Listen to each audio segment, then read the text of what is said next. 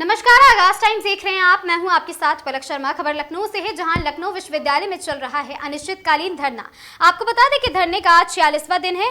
आंदोलन को समर्थन देने के लिए आज दोपहर 1 बजे सोशलिस्ट पार्टी इंडिया के राष्ट्रीय महासचिव और वर्ष 2002 के रामन पुरस्कार से सम्मानित सामाजिक कार्यकर्ता संदीप पांडे धरना स्थल पर पहुंचे। इस दौरान उन्होंने आंदोलनकारियों से मुलाकात कर उनकी मांगों को सुना और अपना समर्थन व्यक्त किया है।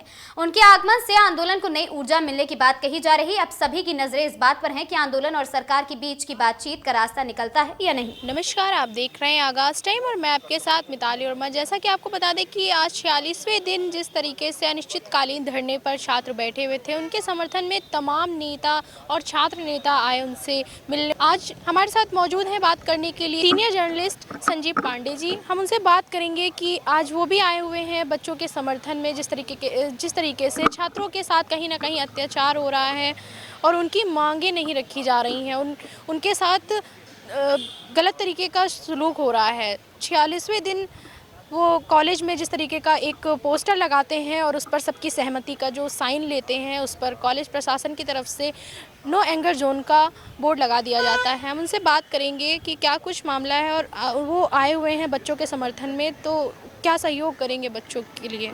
सर, क्या कुछ कहना चाहेंगे? देखिए, मैं सोशलिस्ट पार्टी का प्रधान महासचिव भी हूँ और हमारी पार्टी के पहले अध्यक्ष आचार्य नरेंद्र देव इस विश्वविद्यालय के कुलपति हुआ करते थे।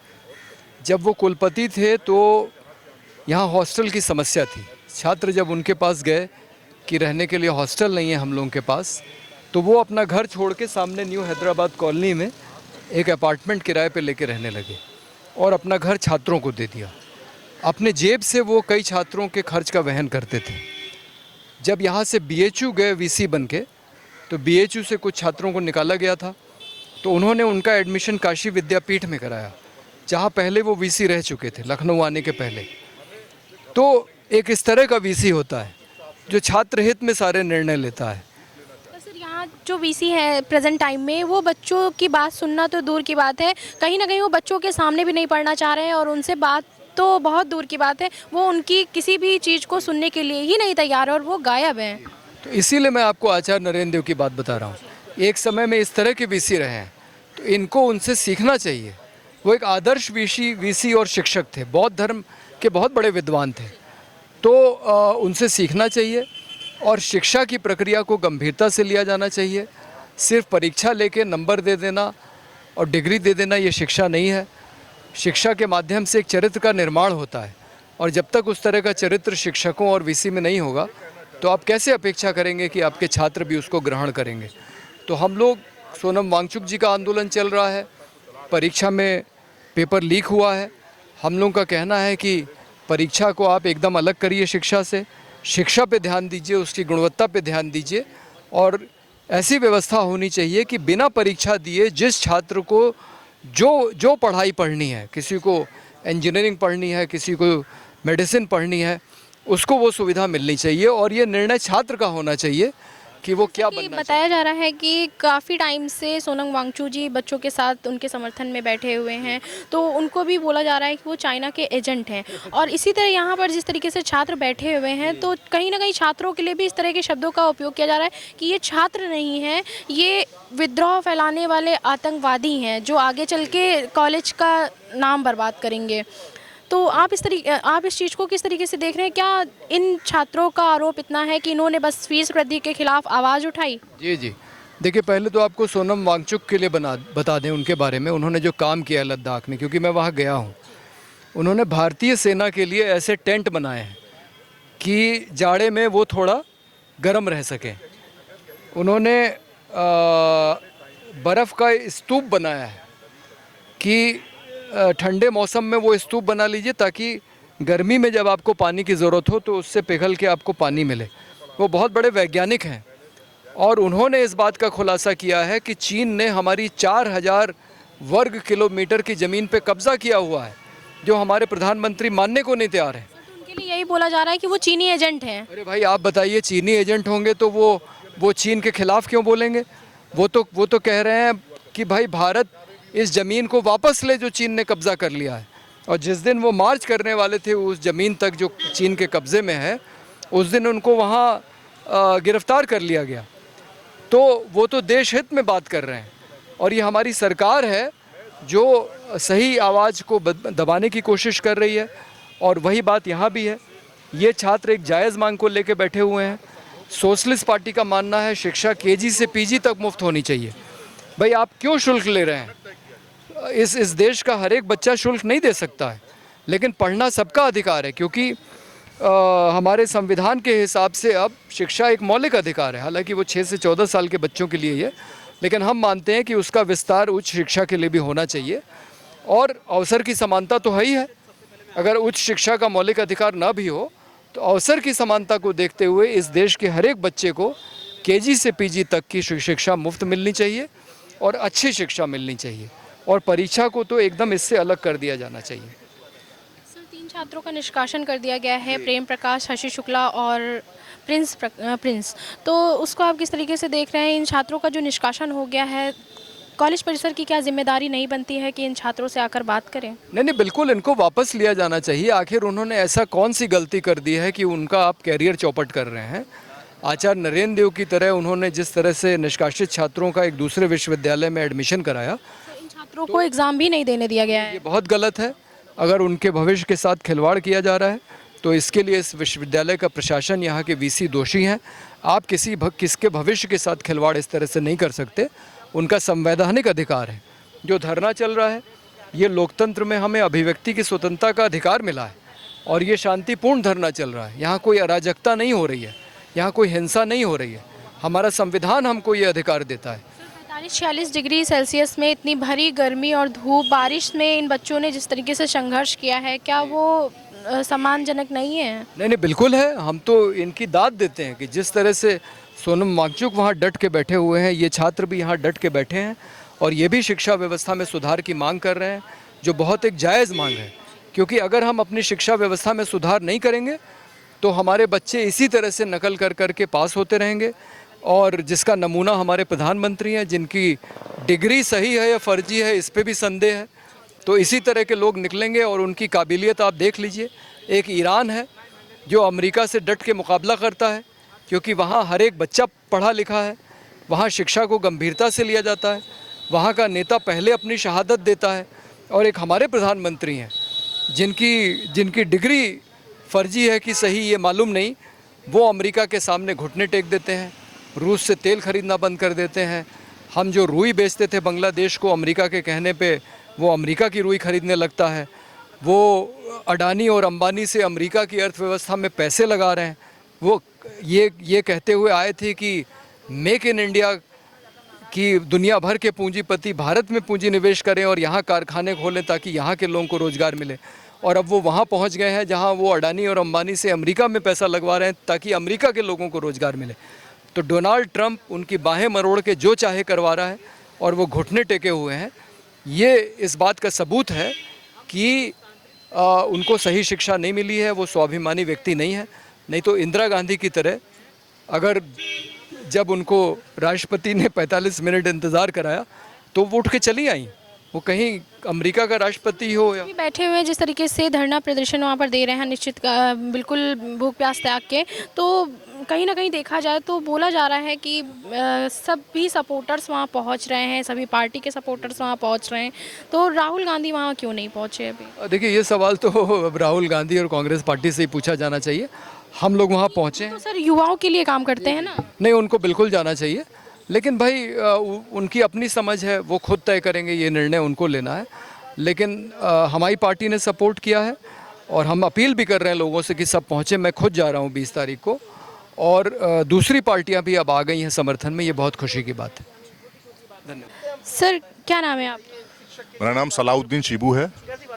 मैं सोशलिस्ट पार्टी इंडिया का यूपी का प्रेसिडेंट हूँ और इसी यूनिवर्सिटी का पढ़ा हुआ हूँ, यहाँ का छात्र रहा हूँ। आपके टाइम में जो सुविधाएं थी, क्या आपको लगता है कि इस टाइम में बिल्कुल वैसे ही चल रहा है सिस्टम?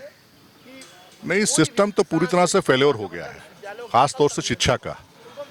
शिक्षा अब शिक्षाविदों के हाथ में नहीं रह गई है, शिक्षा अब शिक्षा माफियाओं के हाथ में हो गई है। जो गुणवत्ता स्टूडेंट्स में थी, जो पढ़ाई की गुणवत्ता थी, वो खत्म हो गई है। आज दौर शिक्षण संस्थानों का, यूनिवर्सिटीज़ का सिर्फ पैसा कमाना रह गया है। आज किसी को ये फिक्र नहीं है कि स्टूडेंट्स अगर यहाँ से पढ़ के निकलेगा तो उसकी पढ़ाई कैसी हो, उसका एजुकेशन कैसा हो कि उसको रोज़गार मिल सके या उसके कोई रोज़गार की गारंटी हो। आज तो सिर्फ अमीरों के हाथ में शिक्षा रह गई है, अमीरों के बच्चों का सपना रह गई है। जिस तरीके से वीसी इन बच्चों की बात नहीं सुन रहे हैं और इनसे मिलने नहीं आ रहे हैं, कॉलेज परिसर में इनको एक तरीके से देखा जाए तो बिल्कुल अलग कर दिया गया है, इनको विद्रोही की नज़र से देखा जा रहा है, उसको आप किस तरीके से देख रहे हैं? क्या छात्रों का सिर्फ इतना ही दोष है कि उन्होंने बस अपने हक के लिए आवाज़ उठाई? देखिए, इस वक्त देश में लोकतांत्रिक तानाशाही का दौर चल रहा है और इसका असर यूनिवर्सिटी पर भी है। जब सरकारें छात्र विरोधी हो जाती हैं तो एडमिनिस्ट्रेशन में जो लोग बैठे हुए हैं, जो उनके कृपा पात्र हैं, जो उनकी कृपा से यहाँ तक आए हैं, वो लेकिन मुबारकबाद इन छात्रों को, इन स्टूडेंट को कि जो लोकतांत्रिक अधिकारों के लिए, लोकतांत्रिक परंपराओं का निर्वहन करने के लिए आज लोकतांत्रिक तरीके से यहाँ पर धरने पर बैठे हुए हैं। मैं पूरी तरह से इन छात्रों का समर्थन करता हूँ, इन छात्रों को सपोर्ट करता हूँ और हमारी पार्टी भी ऐसे स्टूडेंट्स की, ऐसे आंदोलनों की समर्थक रही है। मैं ये कहना चाहता हूँ लखनऊ यूनिवर्सिटी के प्रशासन से कि अगर आपके दिल में ज़रा सी भी शर्म हो, हया हो और थोड़ा सा भी एजुकेशन के लिए, एजुकेशन सिस्टम के लिए दया भावना हो तो इन छात्रों का निष्कासन वापस लें और जो फीस वृद्धि का उनका आदेश है उसको वापस लें। पेपर लीक के जो मामले सामने आ रहे हैं, कहीं ना कहीं धर्मेंद्र प्रधान के इस्तीफे की बात स्टूडेंट्स कर रहे हैं, जिसपे तमाम स्टूडेंट्स धरना प्रदर्शन भी दे रहे हैं, जंतर मंतर में भी हो रहा है प्रदर्शन, यहाँ भी आए दिन देखने को मिलता है। उसको आप किस तरीके से देख रहे हैं? क्या छात्र इन्हीं सब चीज़ों में उलझ कर अपना जो एक जीवन है वो इसी में व्यापित कर दें? देखिए, इस वक्त सरकार का मिशन ही यही है कि चाहे छात्र हो, नौजवान हो, मजदूर हो, किसान हो, इनको उलझाए रहो। वो कोई ना कोई ऐसी नीति, ऐसा कार्यक्रम लेके आती है कि जो देश के लोग हैं, जो हाशिया का समाज, ये बटा रहे, कभी धर्म के आधार पे, कभी जात के आधार पे, कभी कानूनों के आधार पे, कभी हितों के आधार पे। तो वो सरकार की अपनी सोची समझी साजिश है, वो सरकार उसके तहत काम कर रही है। लेकिन मैं इतना कहना चाहता हूं कि आज इस खराब हालात में भी वांगचुक साहब का पिछले 19 दिन से लगातार भूख हड़ताल पर बैठना और उनको जिस तरह से पूरे देश में समर्थन मिल रहा है और समर्थन मिलना इस बात का सबूत है कि अभी भी लोकतंत्र जिंदा है और ऐसे लोग जिंदा हैं जो लोकतांत्रिक अधिकारों के लिए, संविधान के लिए अपनी जान देने को तैयार हैं और इस सरकार को कहीं ना कहीं दबना पड़ेगा इनके आगे। विश्वविद्यालय परिसर के 3 छात्र निष्कासित कर दिए गए हैं। इनका आरोप सिर्फ इतना था कि उन्होंने सिर्फ अपने हक के लिए या अपनी आने वाली पीढ़ी के हक के लिए जो लड़ाई लड़ी है और उनको देशद्रोही घोषित कर दिया गया है कि अगर कॉलेज परिसर में वो कहीं भी जाते हैं तो वो विद्रोह फैला रहे हैं। तो ये किस हद तक सही है? देखिए, ये सरकार की शुरू से नीति रही है, इस सरकार की पिछले 14 सालों में, चाहे छात्र हो, चाहे किसान हो, चाहे मजदूर हो, चाहे लेबर हो, इन्होंने जब भी अपने हक की आवाज़ उठाई है तो उनको आतंकवादी बता दिया गया, उनको देशद्रोही बता दिया गया, उनको मुलजिम बता दिया गया, उनको अपराधी बता दिया गया और इस तरह से उन पर आरोप लगाकर उनको दबाने की कोशिश की गई है। लेकिन अब ये दौर भी बहुत दिन तक रहेगा नहीं, बहुत दिन तक चलेगा नहीं। तमाम दौर आए हैं, तमाम दौर चले गए, हिटलर भी नहीं रहे, सिकंदर भी नहीं रहे, तो ये भी दौर जाएगा। हमें निराश नहीं होना चाहिए और हमें अपने अधिकारों के लिए लोकतांत्रिक तरीके से लड़ते रहना चाहिए। आज हमारा यहाँ आने का मकसद भी यही था कि हम लोग जिंदा कौम हैं, जिंदा लोग हैं और जिंदा लोगों के साथ हैं। जो भी सरकार कर ले, जितना भी आतंक कर ले, जितना भी जुल्म कर ले, लेकिन हम अपने मूल्यों से, अपने सिद्धांतों से, अपनी नीतियों से नहीं हटेंगे। और एक चीज़ को बता दें कि डेमोक्रेसी की खूबसूरती रही है या पहचान रही है किसी भी कंट्री में कि जब भी कोई स्टूडेंट विरोधी नीति आती थी या देश विरोधी नीति आती थी या समाज विरोधी कोई नीति सरकार की होती थी तो उसका आंदोलन हमेशा 2 जगह से चलता था। यूनिवर्सिटी से स्टार्ट होता था और उसको परवान चढ़ाया जाता था कचहरी से। जो वकील हैं, युवा छात्र वकील हमेशा आंदोलन के जनक रहे हैं, किसी भी तहरीक के जनक रहे हैं। तो बड़ी चालाकी के साथ जो पॉलिटिशियंस हैं हिंदुस्तान के अंदर, जो सिर्फ सत्ता में बने रहना चाहते हैं या सिर्फ सत्ता के लिए राजनीति करना चाहते हैं, उन्होंने सबसे पहले स्टूडेंट यूनियन को ख़त्म किया। उसके बाद जो बारें थी हमारी, बार को राजनीतिक आधार पर बांट दिया गया। तो मैं ये डिमांड करता हूँ लखनऊ यूनिवर्सिटी से, यूनिवर्सिटी प्रशासन से और सरकारों से भी कि अगर स्टूडेंट को मजबूत करना है, देश को मजबूत करना है, लोकतंत्र को मजबूत करना है, तो सबसे पहले छात्र संघ को बहाल किया जाना चाहिए। छात्र संघ का बहाल होना बहुत ज़रूरी है।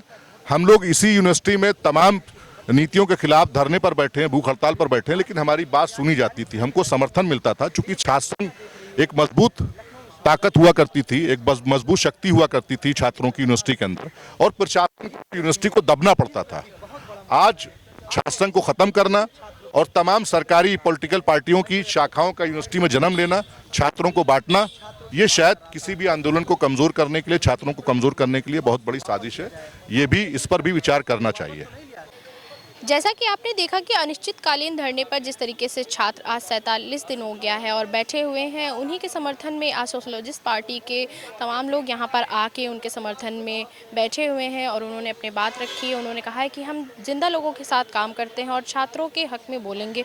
हमारे साथ बात करने के लिए मौजूद थे सलाउद्दीन उर्फ सीबू, एडवोकेट उत्तर प्रदेश, जिन्होंने कहा कि जो कॉलेज परिसर में जो छात्र नीतियां हो रही हैं वो कहीं ना कहीं बहुत ही गलत हैं। एक समय था जब उनकी बातें रखी जाती थी, छात्र नेता अपनी बात रखता था, विद्यालय परिसर को किसी भी पॉलिटिकल पार्टी से नहीं जोड़ा जाता था, और अब एलयू विश्वविद्यालय परिसर सिर्फ पॉलिटिकल पार्टीज़ का एक अड्डा बनकर रह गया है, जहां पर छात्रों के साथ नाइंसाफ़ी हो रही है। जहां तक छात्रों को देखा जाए तो उनको देशद्रोही भी घोषित किया जा रहा है कि वो देशद्रोही हैं। छात्रों का निष्कासन कर दिया गया है और अभी तक उनकी कोई सुनवाई नहीं हुई है और छात्र काफ़ी मनोबल के साथ में यहाँ पर एकजुट होकर धरना प्रदर्शन पे बैठे हुए हैं। उनका अनिश्चितकालीन धरना यूं ही चलता रहेगा। तमाम पार्टी के यहाँ पर लोग आकर उनके समर्थन में बैठे आकर और उनकी बातें सुनी। एलयू विश्वविद्यालय परिसर के जो बीसी हैं, उन्होंने बच्चों की बात को ना सुनकर कॉलेज परिसर में उनको कहीं भी जगह नहीं दी है कि वहीं प्रॉपर तरीके से वो कहीं बैठकर अपनी बात को रख सके।